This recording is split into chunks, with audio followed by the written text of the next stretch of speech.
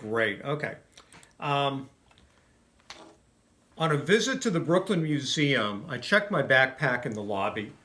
When I retrieved it several hours later, I noticed a piece of paper tucked into its outside webbing. The page had been torn from a museum map and said this: I caught you staring at me from across the room, but you didn't come right over. Were you being coy? Well, it worked.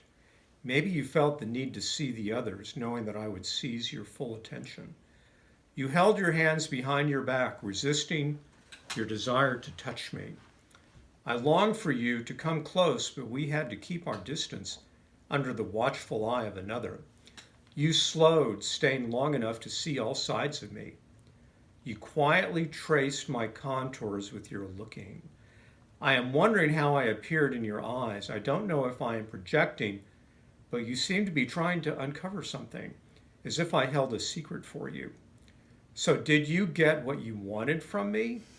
Of course, I am left with the lingering feeling of our encounter. Okay, well, that was all. That's all it said. There was no address, no name, no closure. After my pulse returned to normal, I wet a finger and ran it across a word to see if this was, in fact, an actual written note and not a pre-printed piece of performance art that some transgressive artist had photocopied and stuck in my backpack. The black letter smeared lightly. The writing was real, even if what was written had no relation to any reality that occurred that evening at the museum, where I strolled with my girlfriend the whole time. The note could only have been slipped in my backpack in the check room. I'm left with a mystery of identity and intent that cannot be solved.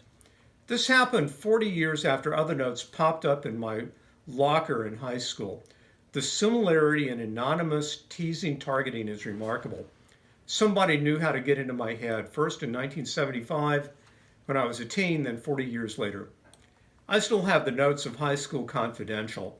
They bore the initials MR. I shared my curiosity to MR with the response in my locker, and she or he responded with loopy adolescent female notes that eventually referred to her buck teeth and big ass. The piece de resistance was a hand-painted cardboard sign with a W on one side and a message on the back. It said, someone lost something, all yours, finders keepers. This is a souvenir from an admirer, MR. I never heard more. Obviously, my high school life wasn't as exciting as Renee's. I doubt MR used her actual initials. It could be one person. It could have been the mean girls eager to get a rise out of me.